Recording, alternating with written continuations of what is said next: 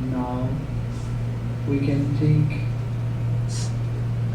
that this whole universe is filled with that infinite consciousness, infinite love, infinite blessedness.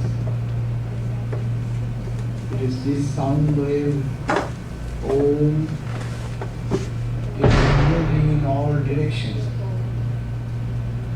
And it is the source of all blessedness, joy, peace, happiness, or in other words, God, who is all auspicious.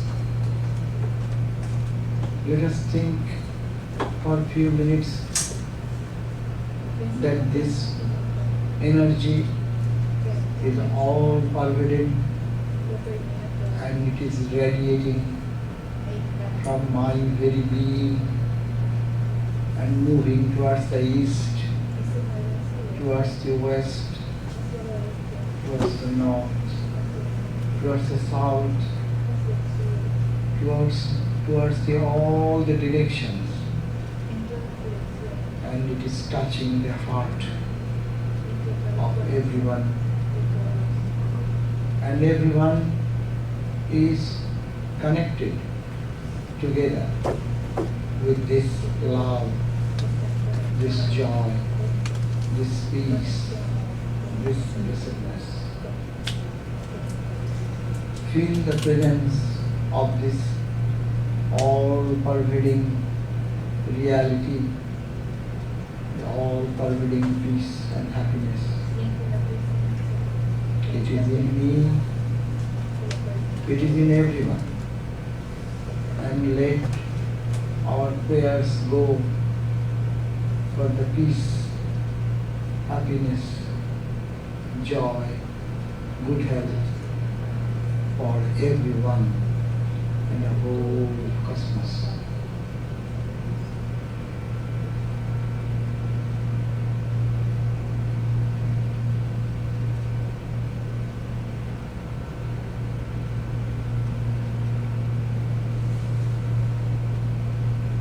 Let us feel that we are only little bubbles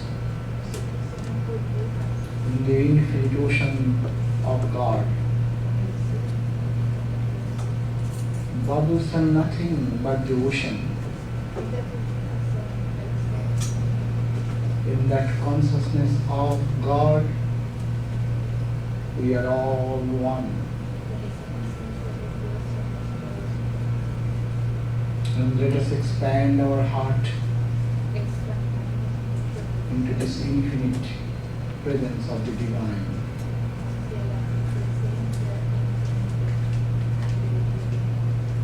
Let us feel that I am one with the ocean of love.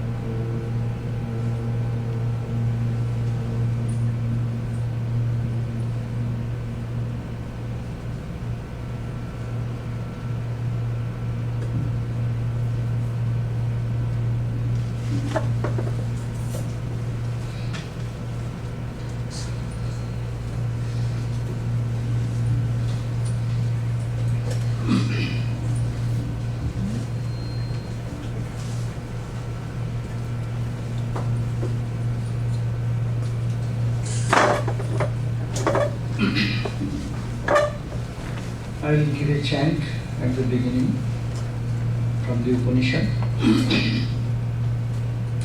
Om ध्यायतीव पृथिवी ध्यायतीव अंतरिक्षं ध्यायतीव द्यौ ध्यायन्तीव आपो ध्यायन्तीव पर्वता ध्यायन्तीव देव मनुष्या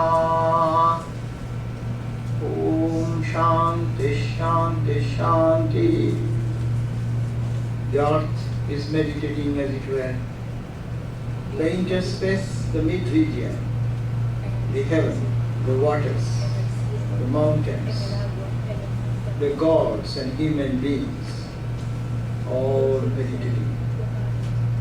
Therefore, he who among men attains greatness here on earth seems to have obtained a share of this great meditation. Therefore, you start meditating on the infinite reality. Oh, peace, peace, peace be unto us all.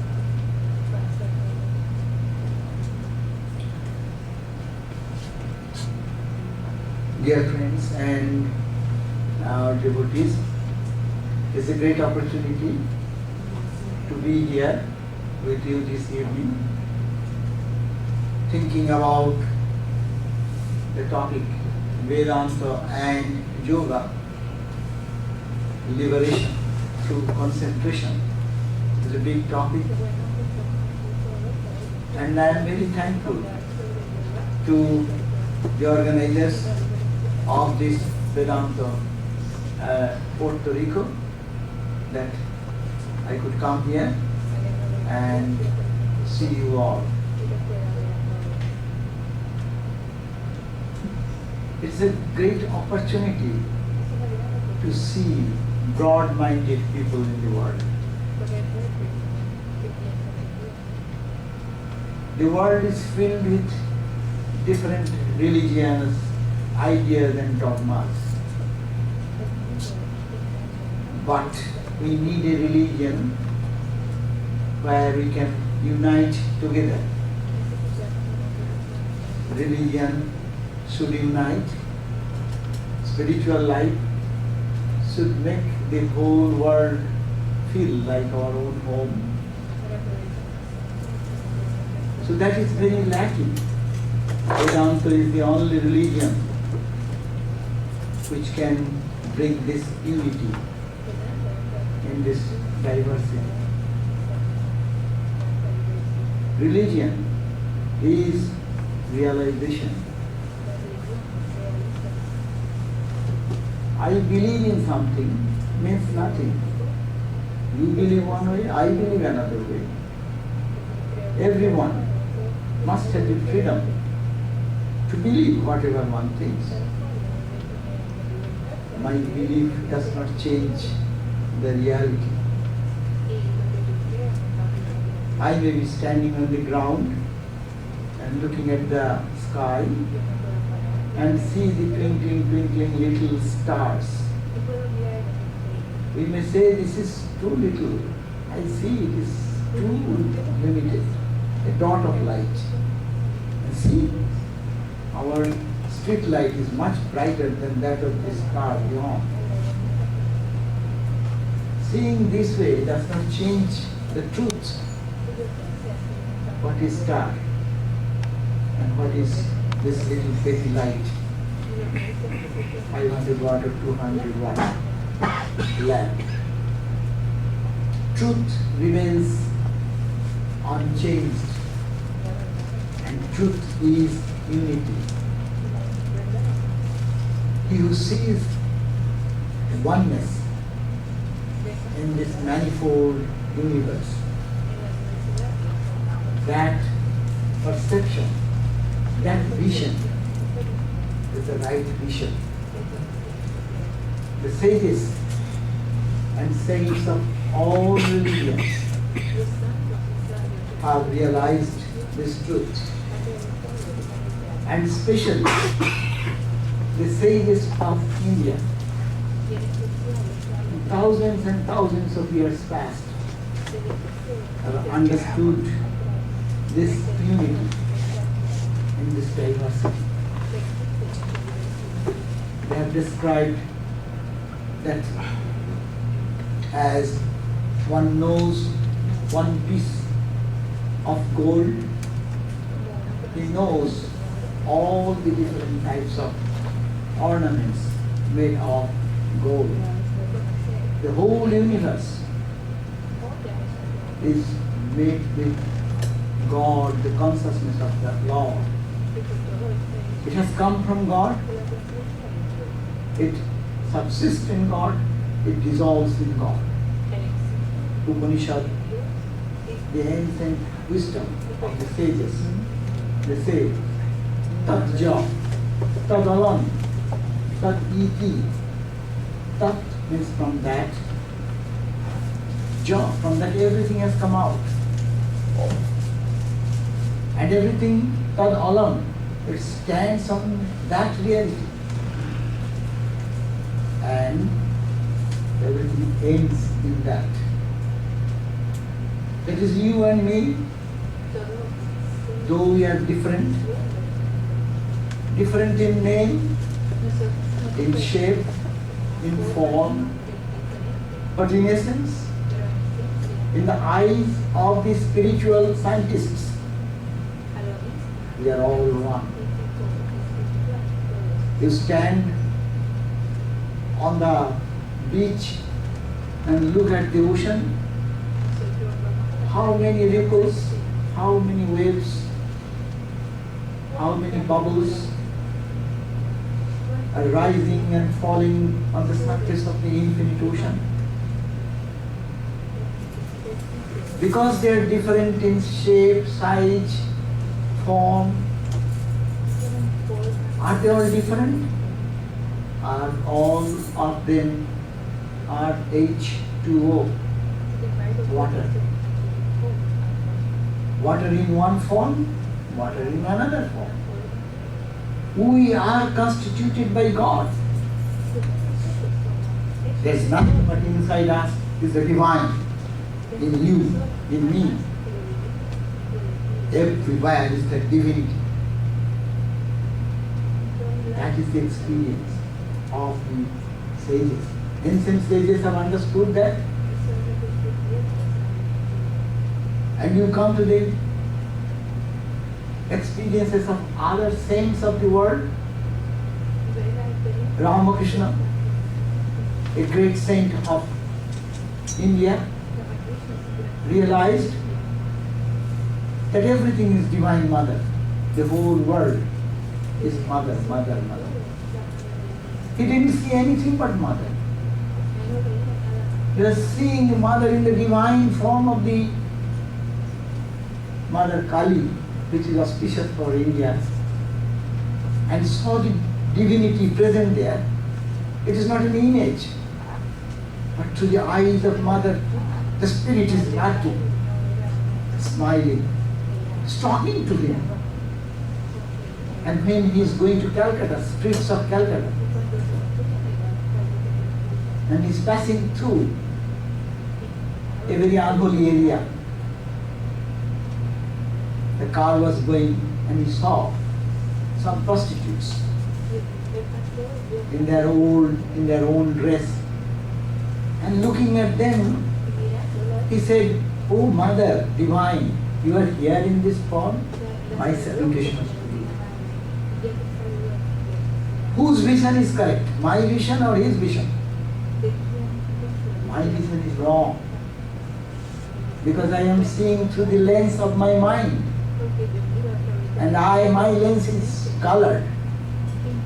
Because my mind is polluted. My understanding is polluted. I have selfish motivation. And the saintly people like Ramakrishna and great saints have transcended that. Saint Patrick, you all know, what was his great statement? Christ in the front, Christ on the back, Christ on the right, Christ on the left, Christ below, Christ above. Is he wrong or we are right? we have to purify ourselves. And there comes this topic, the importance of today's topic. We want to be liberated. Let's see, liberation through concentration. But the question is that, liberation is the question. We are not liberated. Look at our life. Where is our freedom? We are bound by the forces of nature. We are controlled by everybody else. See, look at us. If someone smiles at me, I am so high up in the heaven. And somebody looks at me with a disgraceful look, I am gone. Where is my freedom? Now is swan flu. See how we are frightened. Anything in the nature, even information comes, that makes us totally frightened and lost. Where is the freedom? We have lost our freedom. And mistakenly we think that we are free. So the freedom, the real freedom is that where you have your own stand and you don't deviate. The people of experience, they saw the divinity everywhere. As a result, they don't have to be frightened from anyone. Why we feel frightened? Because I know I am separate, you are separate. And I know that you may do harm to me.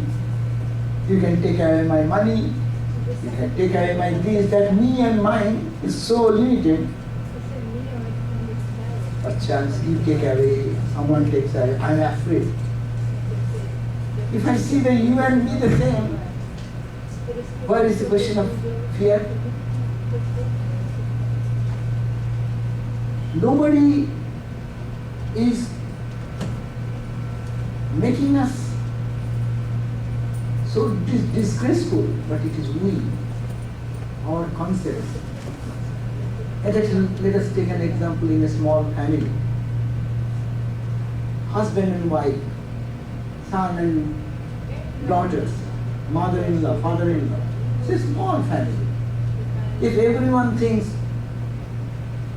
that I'm frightened of husband, husband is frightened of wife, wife is husband, mom is dad, dad is this, what is that situation? When we feel that we are fearless because we belong to one family, we are together.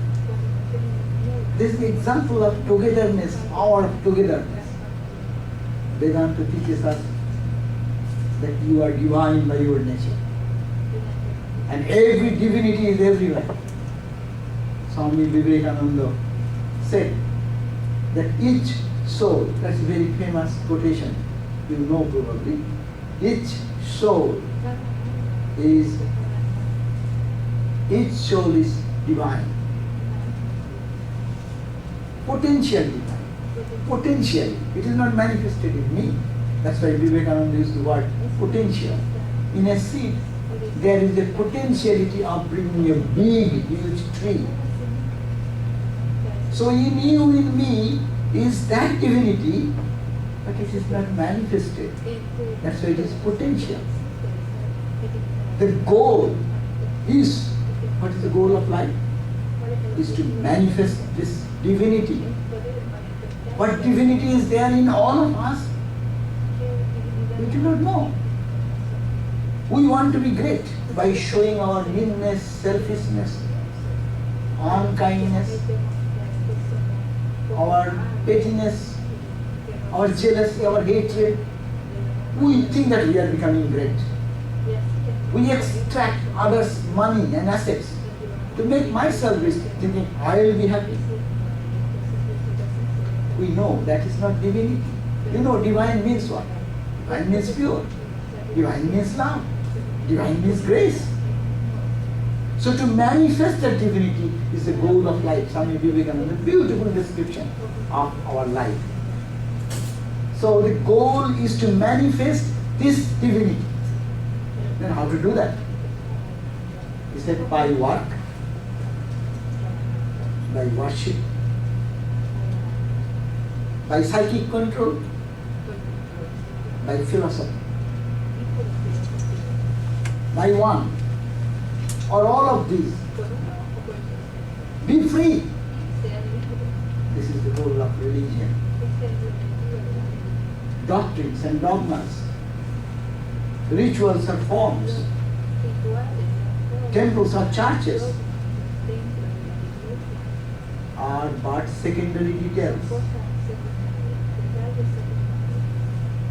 So be free, this is the call of Swami Vivekananda. How? By manifesting the divinity within.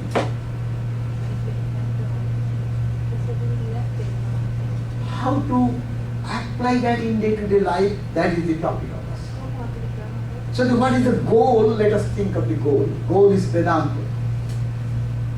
What is the goal? Goal is that we want to manifest that divinity. You want to be like Christ and Buddhas. One Christ is shining throughout the world for 2000 years. And it is growing and growing. Why people don't remember me? And why people remember the saints? Why people remember Christ and Buddhas, not me? Just explain to yourself why. What Christ has done and what I am doing. Huh? In his life, look at that, what he did. Manifested the divinity. And divinity manifested in such a glow that the whole world is falling at the feet. Maybe some people may not go to church. I am not a Christian, but I love Christ. In the real sense, in our order, in our Ramakrishna tradition, you will be surprised how we celebrate the birthday of Christ. You will be surprised at how our Swamis, great Swamis, see the vision of Christ present here. I may not be going to the church, I am not attending the Mass, but Christ, who has manifested the divine, who is God Himself, according to Hindu faith, come down, is an example for us. And you want to reach there? Follow which path? His path. His path does not mean that we have to come to this church or do this and do that. His path is what? Follow the Sermon on the Mount. What he says? What he says? Knock, and it shall be opened unto thee. Who is knocking for God? We are seeing everything as matter. Knock it, and you see the consciousness comes out of it. I see you as a human being. Let me knock. And the door opens and see the divinity. This is the knocking. Seek, and it shall be given unto thee. Who seeks God? We seek so many things. Yes, we should seek because we are all human beings with human imperfection. But that does not mean that we shall end there. We should seek that which brings eternal joy. We should seek for that which brings purposeful living. We are not born like cats and dogs and to just few days to eat, sleep, dance and die when they finish. What's the purpose of being here? Why we are human beings? God has given us so much intellect. We are exploring to the depth of the earth, trying to explore what is in the skies far beyond 200 million light year distance, some stars. We are trying to find out the secret of that. Have you ever tried to find out the secret what is inside? This is called, it is not contradictory. Indian spiritual tradition, Vedanta, never contradicted this. It says, two types of knowledge we are taught. One is the secular knowledge, by which we should have good living, good place in life, to know, develop your sense of understanding, and then also another Vidya, knowledge. Vidya means knowledge, to know who you are. You are not a man, you are not a woman. You have imposed on you that concept, you are man and woman. You are divine. Say, I am the child of Lord. Finished. We have to be awakened into that consciousness. So, Vedanta, what it teaches? You know this term. Vedanta teaches that we are all divine, but yet to manifest the divinity, it is potential, somewhere lying, hidden.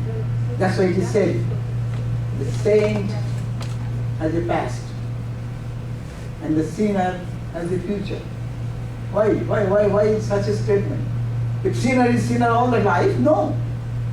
Sinner has a future to become a saint. And we know how many stories are there that those who were living in a sinful life has manifested their divinity and become our object of our adoration. This is our responsibility now. So we want to be free. That is a very important point. Free from all types of limitations. I am born in this country. I believe in this. You believe in this. Forget everything. Expand and expand and expand till you reach that infinity. And you feel oneness with the whole cosmos. That is God. We call it in different terms God. So, Vedanta, you know the term Vedanta is the Vedanta, the culmination, the highest wisdom of human experience. And who have experienced this? We do not know their names. They are so humble. We don't know their names. Nameless sages and saints. And this is called eternal religion. What is this new term, eternal religion? It is not new term, it is old term. Eternal means it is that religion is going on and on and on. How come this? Are you all Hindus that this religion is going on? You may put this question to me. No. That eternal religion means you are divine. That is the experience of the sages. You can have it now here. It does not depend which country you belong, which race you belong, which religion you belong. You can realize that truth. You can transcend yourself into a level of freedom and eternal joy. In our present condition, we are like puppets in the hand of everything. And when you saw the puppet play, how the puppeteer put the strings like this, and the hand like this, head turns like that, like that. Puppet has no freedom. But he who controls that, freedom is there. We are controlled by whom? We are controlled by all outside things. So nature outside controls us. Heat, cold, anger, hatred, love, jealousy. They control us. We have no freedom. We are like puppet in the hand of the world. And spirituality is, I will be free in my own divine self. Outside will not have any effect on me. That means only to know God. In simplistic language, if I say, know who you are. If you say, I am this body, you are not the body. How are you the body? If I bring a picture of all of us who are sitting over here when you are 1 year old, if you make a display here, can you make any significant connection with this body? No. It is not the same body. But still, there is somebody in me who says, I. So this is the universal thing going on. But we do not know what is I. Normally, now if I say, who are you? We will give our passport. I detailed biodata. No? Your biodata is today is different. It will be tomorrow different. Biodata is changing all the time, is it not? I am this, I was born in this year, I was this old, and I got this education, I got this, and I got this job, and this and that, I am living in this. These are all biodata. This is not you. You be here, you can go to Los Angeles, you can go to New York, you may be a resident there, your biodata changes. But you don't change. What is that? You are now in one way. You think that I am listening, I am here to attend to this talk. When you will sleep, who is there? You say, I am sleeping. When you come out of the sleep, you say, I dreamed. And even in deep sleep, you say, oh, I had a good sleep after so many days. Who is that I? Catch that I. That's why it is eternal. It is not saying you come to my church and sit here and stand here and bow down this way, then you will realize this. Just try to find out who is your real I. Whom you call I. It's the body, it's the mind, it's your emotions. You cannot be. These are changing every moment, is it not? This morning I was in a good mood, and noontime I am in a bad mood. So how I can say I am the same person? And sometimes I am very spiritual mood, and sometimes very angry mood. So it is all changing, your mind is changing. You cannot say that you are the mind. You are not the emotions. You say, I understand. Today you understand something, tomorrow some scientist brings you something else. You will say, okay, I understand differently. So what is our understanding? These are not real I. Real I is something else.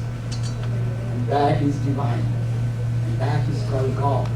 That is called purity. That is called love. That is called blessedness. So Vedanta says, you are deathless, you are birthless, you are infinite, you are limitless. The body cannot contain you. You are much beyond that. Your mind cannot limit you. You are much beyond that. And beyond the body, mind, time, space, position, your existence is infinite. Om, that is chanting. What is the meaning of Om, you know? Om is Vedanta. What Om? Om means A-U-M. You have learned it many times, but maybe it is repetition. A-U-M, 3 letters. These are all the seers of truth, Vedanta truth. They said A is, just imagine this visual universe, where your telescope, microscope works. Expand yourself. What is the A? The visible universe? Go to the galaxies. Millions and billions of stars in one galaxy. Go to millions and billions of galaxies. Expand yourself. This earth we cannot think. This Puerto Rico we cannot think. What to think of the whole cosmos? You cannot think only a part of God. You part, we have so many concepts of after death, heaven and hell, etc. Hindus are much advanced. They have no one hell. They have many hells. And not like Christian, one heaven. Hindus have different heavens. Good heaven, 5-star hotel, 2-star, 1-star, 2.5 star, like that. You did good job, you go there and enjoy some days and come back again. And be born there. And Hindu hell is good, I think, in comparison to Christian hell. Because once you get and there is no escape. But Hindu hell you go, you finish your bad karma and come back again. So Hindus have 7 hells down. They call it Tala, Sutala, Rasatala, Tala, Patala, like that. They're different levels. According to the intensity of the bad karma, One is done. One getting rigorous imprisonment, one getting a little less punishment like that, okay? But those are all temporary states. Our eternal state is freedom. I don't want to go. That's why Hindus don't want to go to heaven. Heaven is not the goal of Hindus. Hindus don't want only happy, happy, happy. Hindus say it is inconsistent with your thought. If you think of happy, there must be something unhappy. If you think of two, you must have the idea of one. Otherwise, how will you think of two? If you think of the speed, then your car is running on 60 miles speed, means there is a zero speed. In reference to the ground, which is not moving, your car is moving. No? So relative, it is all relative. So this is the point that in this universe, these are the relative conception in which we are living. That internal reality must manifest. So to know, now the question, we have come to one point, that Vedanta is this principle, that you are, don't go to heaven, don't go to hell. You realize who are you now, here, now. Feel that you are infinite. Feel that you pervade everywhere. See the oneness, divine, divine, divine, divine, divine. How we can see divine in a cruel person, in an angry person? Well, yes, divinity is there, but it is not manifested. The same question, my point is rotating around one point. Manifestation is the question. Suppose here is a light, this light, and this is a glass, so it is giving the bright light. Now it covered with some dark, say black, some sheet of paper. Will you find the manifestation of the light here? Does it mean there is no light? Same thing. It is the mind is clouded, the sky gets clouded. You say to the sky, I didn't see the light today, sun didn't come up today. Is it a fact? Sun didn't come up. Sun is already there. Only my vision is blocked because of some patch of cloud covering the sky. If you take a plane and go up 40,000 feet, 30,000, 37,000 feet, then you see there is no darkness anywhere. All the time light. And if you move around the globe, as the sun moves, you will find that there is no sunset. Light is all the time. Here is the light all the time. I am sleeping, I am awakened, I am praying, I am doing evil thought, I am making someone's life miserable. Wherever, in our Lord, the shining in the divine glory. Only I am befooling myself, not looking at that, and only trying to be very cheerful, joyful in the external, seeing to the level of the cloud. So, Vedanta says that you are divine, Vedanta says we are pure in essence. But why then, why we are playing like a mad people in the world? Then it says, because, as I have said already, you have not yet manifested that. And what is the obstacle? Obstacle is the mind. That is, there comes the yoga. Mind is the point.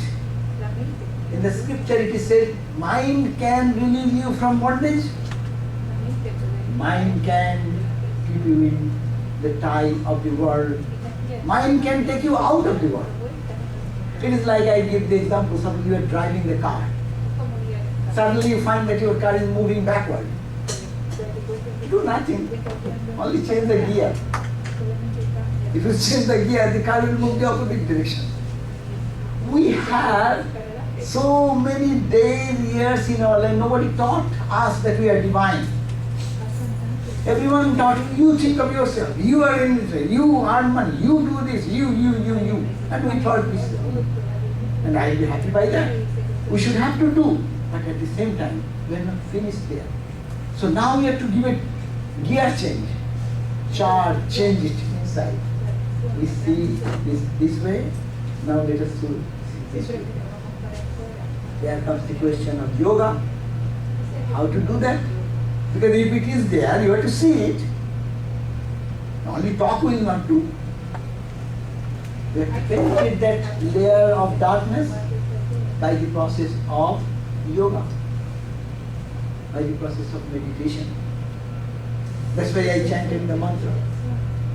Look at the earth is meditating. See, everywhere there is calmness, serenity. The trees, the plants, and everywhere is calmness, serenity. Only our mind is rippling, our mind is bumping. So that's why your mind does not allow us to be calm. Who is a calm person? In the most difficult situation, whose mind is calm, is it not? Who is peaceful? Who can keep the balance of the mind, even in trying situation. We call him a balanced person. Who is a spiritual person? Who can keep the balance of the mind in all the conditions. What Christ did, that's why he is considered in our Hindu thought as a great yogi. At the point of crucifixion, he is purely Vedanta. He is without body consciousness. He is saying, "Oh Lord, forgive them what they are doing." Yes, once upon a time he said, "Wow, Lord, why have you forgotten me?" That is to show our weakness. To play as we also will feel. But come to the next point, that is Christ. He is praying for the welfare of others. They do not know, forgive them. Where from this feeling comes? It is Vedanta. Suppose one thorn or one stone pricks at your feet and another stone hits you in your head, another in your chest, another in your back. Will you reject? Oh, it is in the feet, I don't care for that. Oh, it is here, oh, I play more importance to this. No, you feel yourself from head to toe. Anywhere any pain comes, you feel, I am getting the pain. Vedanta says, it is me is here, me is there. In others, it is all the divine. Only they do not know. That's why Christ said, forgive them, O Lord. They do not know what they are doing. They do not know is the question. It's clouded by the evil mind or negative mind. Had that not been there, they will feel for that. They will be like the others, like Mary and Martha and all those great ladies and the devotees who loved Christ, who cried for them, who had the vision of Christ first. After resurrection, who believed? Resurrection of Christ. Resurrection is not a physical thing according to Vedanta. It is in your heart. The Lord appears. So it is all internalizing the spirituality. That is the yoga. So now comes the path of yoga. So I have touched this ground. It's a huge topic. I can go for days and days, but I cannot go because you will be tired. So what Swami Vivekananda says, that our mind is the question. And mind, if the mind is trained, this mind, which is creating so much of dissatisfaction and helpless situation in life, if the mind is trained, it will give you the vision, the insight, to see the divine Christ everywhere, to see the mother. Terminology is different. One says mother, one says Christ, one says Rama, one says Krishna. We don't care for that. Vedanta says Atma. You don't like, you don't say that. But you say whatever you like. But feel that that is the one. That is Vedanta. And Vedanta, if it's practiced, can give you that freedom of joy, because you are always floating in that joy. No one can take it away because your conviction and realization. So, Swami Vivekananda, you may say that what is the need of this discussion and what is the need of this Vedanta? I am quite happy with my eating, sleeping, partying, whatever I am doing, I am happy with that. Why are you bothering me with all these questions? Yes, life is not easy. When good days come, we can be happy, forget those things. But when trying situation of life comes, then we cry and weep. Then we say, oh Lord, why this? Even those who do not believe in God, they also question, why this for me? And devotees will say, why God, you are doing like that to me? Then we justify even, God is not a good God. He has created so much trouble in the world. No? Many people really get very much upset because how kind, compassionate God can do all these nonsense things to the world. Why innocent people are suffering? What type of God? Compassionate God. That's why Vedanta is very safe. It does not put blame on the God. It says that God has not done anything, Baba. You have done with your mind. You have created your suffering, your pain by your projection of mind. You have thought negatively, you have acted negatively, you have clouded your mind instead of cleaning it. Clean it with seeing God in everyone. And you are putting dust and dirt over it by seeing me and mine and my joy, my pleasure, my enjoyment, my everything, me and my. Let it be thee and thou. Oh Lord, it is thou, it is thou, it is thou. It's a twist. Swami Vivekananda wrote a very powerful letter. Just, I'll quote that later. It is very inspiring for all of us because we go through sufferings and pains. What Vedanta can give, he says, herein lies the whole secret of existence. Waves may roll over the surface, tempest rage, but deep down there is this strata of infinite calmness, infinite peace, infinite bliss. When under the load of sorrow and dejection and despair, the world seems to be cut off from under our feet, and when the whole horizon seems to be nothing but an impenetrable sheet of misery and utter despair, internal eyes open. That eye is not here now. The internal eye opens. And light flashes all of a sudden. The dreams vanish. And intuitionally we come face to face with the grandest truth of the world. That infinite, that absolute, that ever blissful. That infinite being who is called and worshipped under different names, and different titles.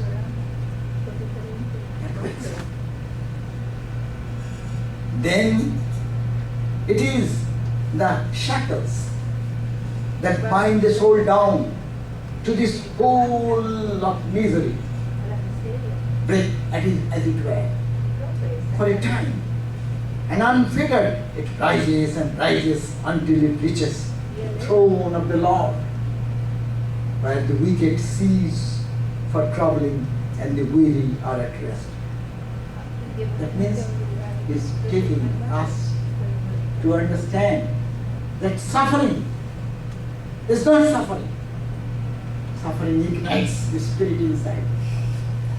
As I said, an agnostic who never believes in God, he also raises the question, why me? The why comes. The question of life comes. We have no moment to look at our own life. We look at everything of the universe. Every day in television, how many things are going on? We are very keen from morning onward, how many hours we spend with the information of the world. Who is trying to get the information of within. What is within you working? Who is interested in it? When that question comes, the solution also comes. At that point, suddenly, the mind understands this life, our existence, and within the truth flashes. That flash of light comes within. That is called Vedanta. That is called eternal. It is not necessary that it will not happen in Puerto Rico or it will happen only in India or in Russia. No, it will happen everywhere. Whenever that spirit comes out and within the truth flashes in its own divine glory, this, it will happen automatically. Someday it will happen. But we are not to wait for that. There comes our yoga and the liberation through the path of concentration. We are coming to that direction now. It may happen. It will happen to everyone because we are all divine. Ultimately, we will have to reach that destination, consciously or unconsciously. See, look at the whole universe. Right from an ant to a dog, to a cat, to an animal, even a plant. All human beings, we are all going for life, we are going for joy, we are going for purity, sanity of life. We are all searching. You see, a plant, if some obstacle comes here, you see how it bends its head and tries to go towards the light. The plant is going towards the light. The ant is moving in the floor. You just stop it. See how it turns back and don't want that you should stop. It wants its freedom. I will move. Okay, you have put an obstacle, I will go this way. But we are searching. All of us. Joy, joy, joy. But how much we get it? Tell me, who can tell me that I got everything joyful in my life? I have no pain at all. Can anyone say this? Here? Not here. In the world? Yes. But there are people who can say, yes, I have attained. They are the saints and sages and the devotees. So the question is that freedom, how to reach that freedom and who is the cause of this bondage and how we can get out of it. So that is the one path only we are discussing today. We can think that Vedanta can take you. If you think every day, I am divine, I am divine, I am pure, you can hammer on that. And you think that the truth is within, it will flash someday. If the cloud goes away, cloud must have to disappear. In the sky, clouds don't stay all the time. Today it may be for a longer hour, tomorrow maybe something more, but the cloud have to go. Cloud is not eternal, sun is eternal. The internal sun is eternal, God is eternal. All these things are coming and going like a phase. No? All this happiness is coming, some days misery is coming, and all the happiness we are saying about, it is so limited. You get this much, one drop of joy, you have to give so much of penalty. You work hard and hard and hard, and you get a bit of that joy. By that time you get it, it runs away. We want God, we want Vedanta. Why? Because we want to be that joy which will be my possession. No one can take away. Here there is a thieves can take away, steal your money. Government can, taxation can take away your money. What is called the economic crash can destroy your whole deposit money. But this treasure nobody can take away. There was a saint, he was a naked fakir, naked monk in the Himalayas. He was enjoying the sun. And the Emperor Alexander went there, hearing that the beauty of India is the greatest beauty, the saints and sages. Those who have no possession, but they are so full of joy, so want to see and honor. And when he went, And he was very impressed seeing that holy man lying just on a rock and veiling the sun. Then he said, "Sir, I want you to come to my court house. I'll give you with honor." Then that naked fakir, man of realization, he said, "Sorry, why are you bothering me? Get out of my way. I am having a sunbath." Because you know Himalaya is a cold country. So the poor monk, he has nothing to, no blanket, nothing to do, just enjoying the sun in nature. He does not care for anything, but he is just in his mood. And then Alexander said, "What? You say me get out? You know I am the emperor?" And he took out his sword to kill him. And as soon as he saw that holy man, saw the sword in the hand of the Alexander, he burst out in laughter. And he said, "You kill me?" And he burst out into laughter. "Me the sun cannot burn, me the fire cannot burn, water cannot soak, air cannot dry. You kill me? You are a liar. I am Atman, I am infinite." And then Alexander was really stunned with that response, that in the front of a sword, he can have that courage to say, "I don't care, you are telling lie. You can kill the body, but you cannot do anything to me." See the grandest power of the Vedanta. Huh? But you have to pay some price for it. And that price is what is called the process of concentration. I have not much time because already 9. Are you ready? Question. We have another hour? No, I won't tell you that much. But I cannot stop it here because I have brought you into position to give some idea of how to get out of it.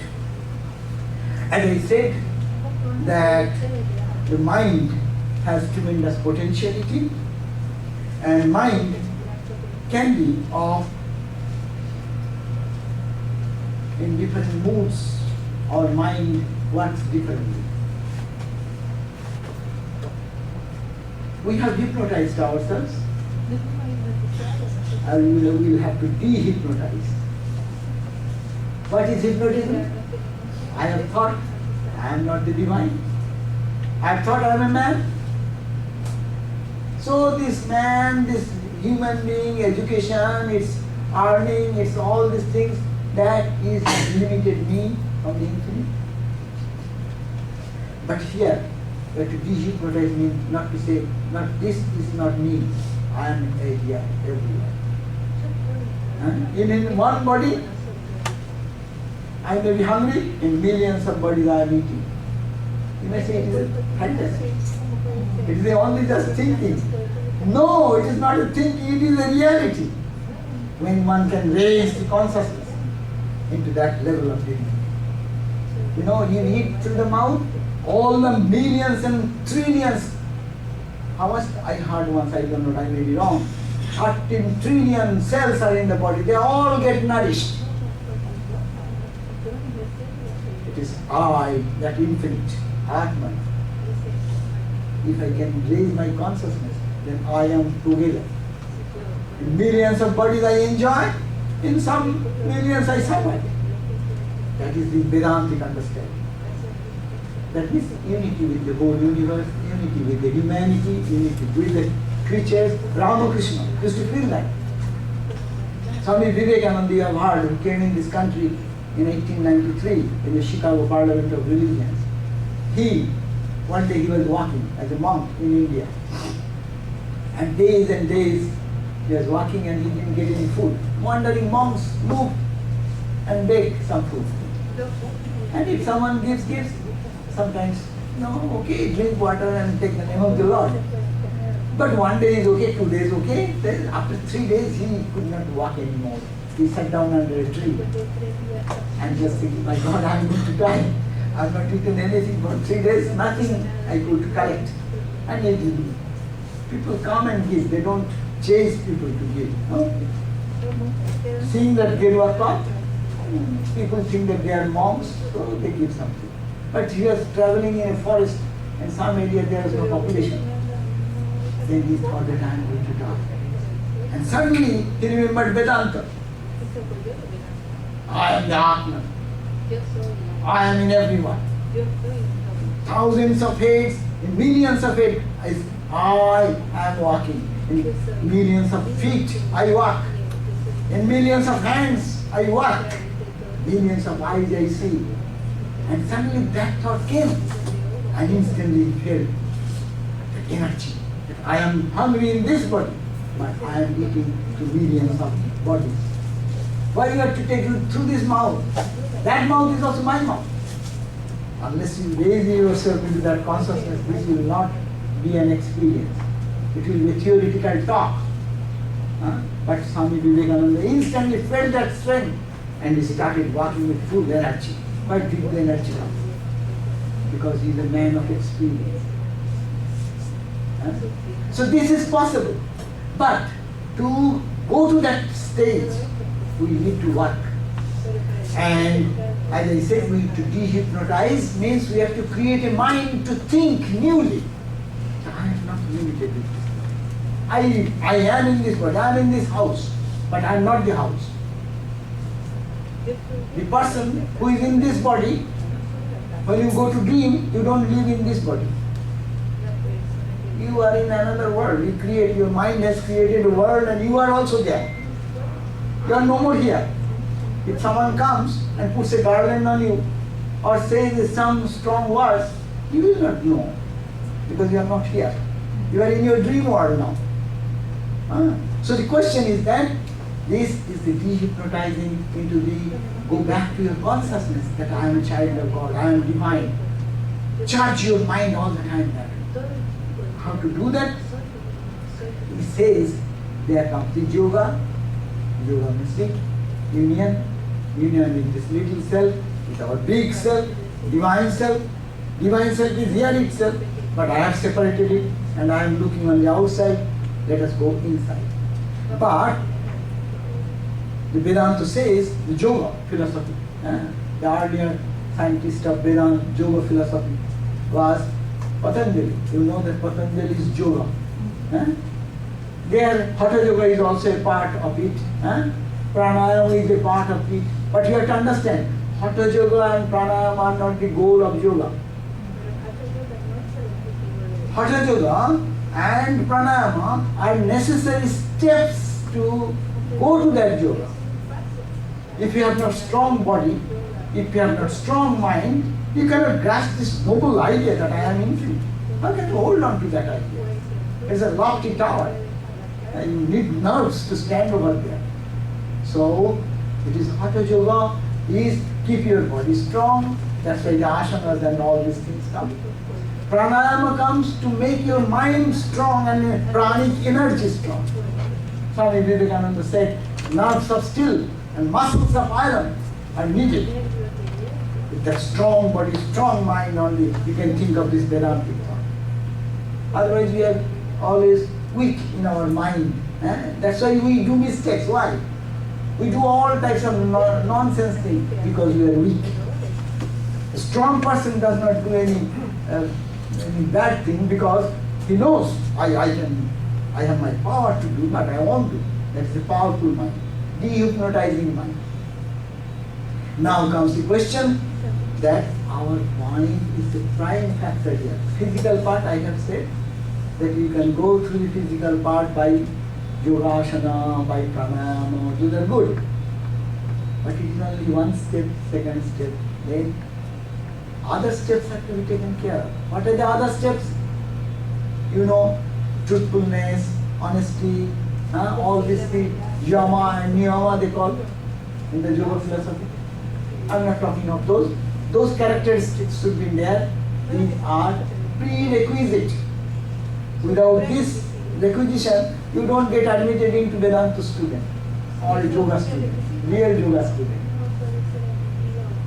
So he says, now when you enter into the studentship of yoga, then what will happen? You have to treat with your mind. We think our enemies are outside, but all the enemies are inside. you will find what a big fight is going on inside the mind, always. And the mind, distracted mind and the calm mind, as if they are in fight. One mind of a divine quality, another mind of evil quality. They are always in contest. We are faced every day with such situation. No? Shall I do this or shall I do that? One mind is no, this is not good, I should not do that. Another mind says, why not? People tell little bit right, why not tell little bit and do this? Okay? There is always this struggle. So, the ancient philosophers, they have divided the mind in 5 conditions. You should know at least. Why we are not realizing God, why we cannot manifest God. Don't blame anyone. Follow yoga, it will say it is your mind. Why one boy, 20 boys are studying, one becoming top grade boy or girl in the class, and why others not? Who is responsible? The teacher? Or the father? Or the mom? Who is responsible? Tell me. Student. Who the student? The student who is concentrated. What the student is studying, focused, absorbs that, and then he can respond in the examination and get a good grade. Suppose I am a student. During my study hour, I am watching the television. During my when I am to understand something, a class in the class, teacher is teaching, and I am digesting some other thing. What will be my fate? My result will be my result, and a good student will be good student. Here also in spiritual life, it is the mind. And if this philosophy talks very detailed 5 kinds of mind. It is called, I am giving some technical term for you. One is called vikshipta, meaning restless mind, scattered mind. You can understand when you sit for meditation, what happens? We close our eyes and see, oh my God, the whole world is coming. You give up one and another comes. Another, just the moment you are driving out, another is coming. It is called vikshipta or scattered, or it is called the restless mind. Then comes the mudha, stupefied mind or darkening mind. Sometimes you don't want to do anything. I sat for meditation but I slept. What is that? It is not seeing, neither fighting, even no capacity to fight even. Third is vikshipta. Third is so distracted, you cannot sit even for meditation. It will force you to get out. That's why I say when you sit for meditation, don't keep your phones on. Even a phone call comes, you jump out of your seat and grab that phone. It's so important, the whole world is going to be destroyed if you don't receive the phone and say hello. It is called vikshipta. Vikshipta means more. So much scattered that it does not allow you to sit it. And then comes ekagro. You have developed practice, it becomes one point. And the last is the nirodha, means when mind gives up all modulation and marches into that oneness of the divine. The 5 states. The 5 states, as I said, it is sometimes explained, Swami Vivekananda has said, our mind is like what you call a monkey. Don't feel bad. Our mind is like a monkey. What is the normal work of a monkey? You cannot sit in one place. In one branch to the other branch to the other branch to the other. That's the naturalness. Mind is of the nature of a monkey. And now, suppose this mind, someone has given some little wine to drink. What will be the condition of the mind? It will be losing its own balance and it will be jumping more. And now third, it is bitten by a scorpion. Now understand the condition of the monkey. our mind sometimes become intoxicated in the worldliness. Even intoxicated in that jealousy, hatred, like a scorpion biting, forgetting what they are doing. They kill their own people, they rudely torture their own family people, friends, this, that, what is going on all over the world, you can just imagine. Even in the name of religion, what we say, all God's child, we are all child of God, we call Allah, we call Ishwar, whatever. And there also see how we can torture another person because you don't belong to my faith. And so why? It is the mind has been attached to something and it is being bitten by this scorpion. So these are the different states of mind, but our struggle should be to make the mind calm down, calm down, calm down. So you have to understand, don't blame anyone. My suffering, my ignorance is my creation. I can undo it, I can do it. Here is Vedanta. You can do it. How? By making the mind concentrated. As we have said, the fourth state of mind. First of all, mind is jumping. We'll have to analyze the mind and say, okay, mind, stop. I will do it later on, but now I let me think of divine. This is training. Whole day, what we are doing, we don't bring God into our consciousness. Even those people who are practicing spirituality, they only bring their spiritual connection in the meditation time in the morning or evening. Other people go one day, Sunday, that is spirituality. I am spiritual. What is the proof of spirituality? I go to the church, Sunday, 11 o'clock. And what we do? Before going, we talk all mundane talks. When we come out, we talk all mundane talks. And 1 hour in the church, the message makes me spiritual. It's not so easy. It is something more. Yoga says no. You have to work hard to be watchful on your mind 24 hours.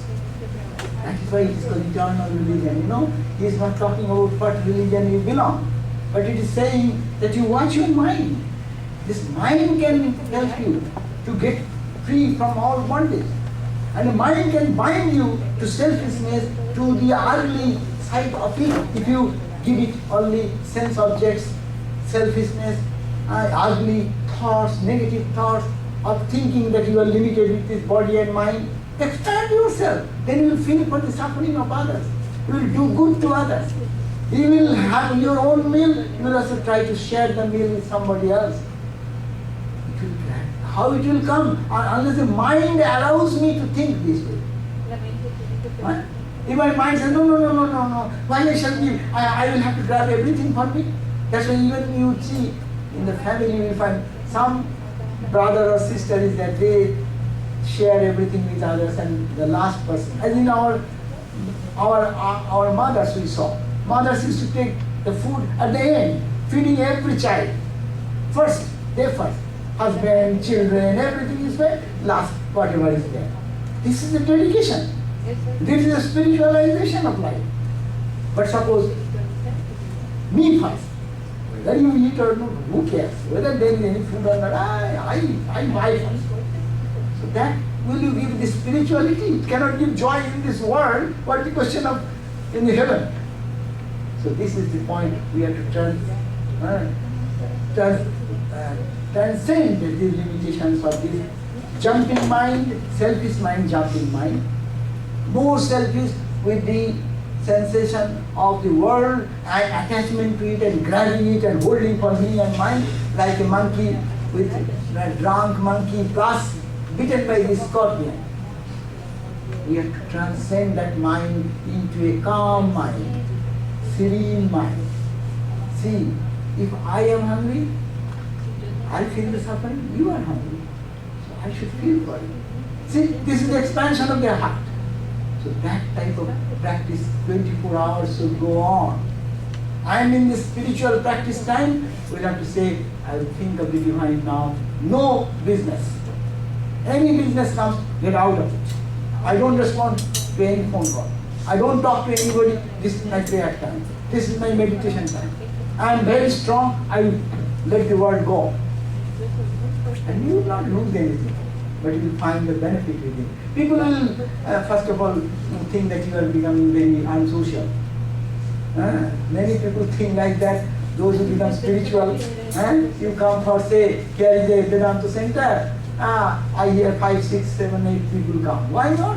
Why not have 10, 20, 30, 40 people go? It's a good place to sit for meditation, to pray, and to spiritualize the life. There's no time. Because this Saturday I have to go to some party.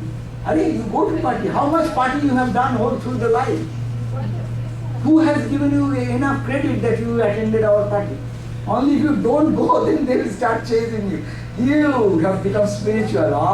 That's why you like that, and will poke. So that is the point. But we will have to take the responsibility ourselves. We have done enough.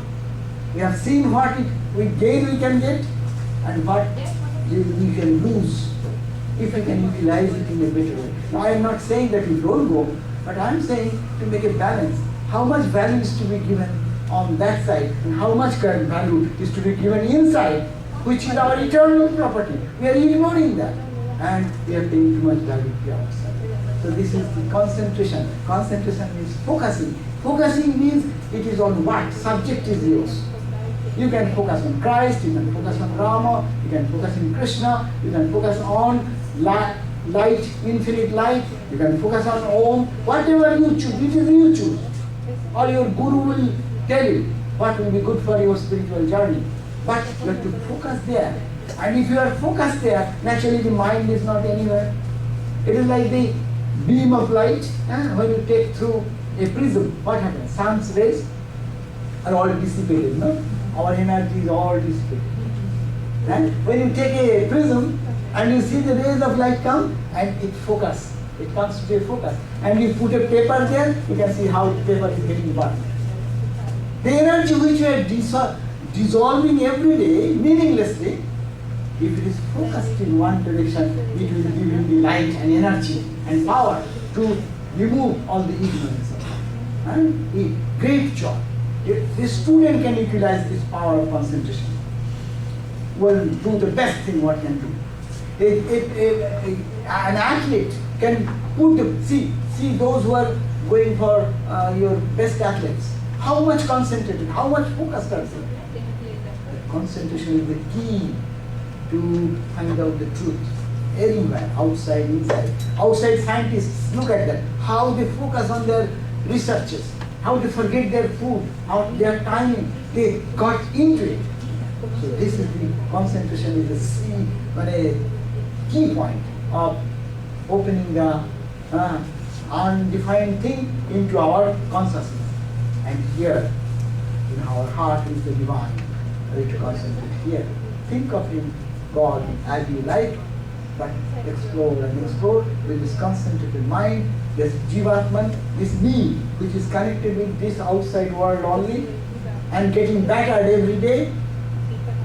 We are happy, but we are not happy. If you look at somebody and frankly you tell your heart, you will see how much you are battered from morning till now.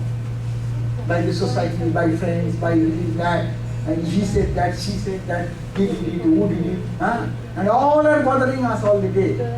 But we are not getting connected with the divine, which is all joy, all blessedness and all peace. So this is in synopsis, what is our subject, Vedanta, fundamentally the principle, I am infinite, I am divine, I am pure. We do mistakes, we are not sinners. Vedanta does not accept sin. Sin is doing something not knowingly, ignorantly we do things, that is called sin. Lower truth, Vivekananda said, we are in a lower understanding of the truth. Now I understand from a higher perspective, I have done that wrong. I will not do it. So this is sin, no sin, lower truth to higher truth, and we are moving to the higher, and to the higher, and to the higher, and this is the highest Vedanta. And how to go there? Yoga. What is the key point of yoga? Our mind. Our mind is to be turned back to our own inner self, which is all directed outside. Let it come back gradual practice. It will not come in one day. We have to pay attention. We have to spend time. We have to listen. We have to read. We'll have to have holy company. This is called holy company. We are talking about God, thinking about God. Huh? We are all trying, which is our essential unity. My essential unity, your essential unity, your essential unity is the same.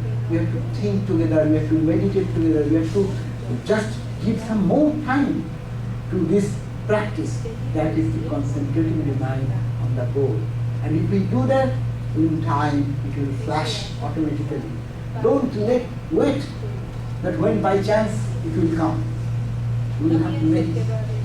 Now, with our aggressive effort, we do so much aggressive thing in life. You did compete in your school, that's why you became a scholar or you're a very bright boy. You compete everywhere in life. Now, why not make a competition in spiritual life? I will attend within 5 years got realization.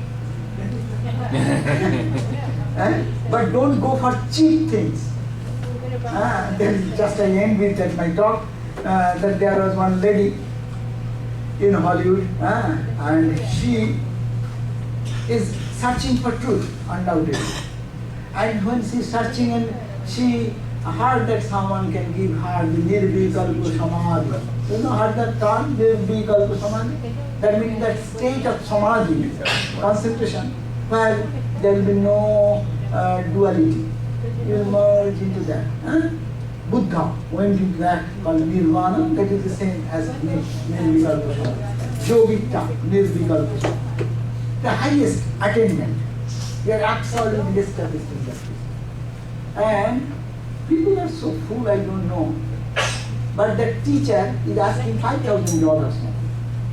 So you give $5,000 and 21 days you stay with the teacher, then you will get nirvikalpa samadhi.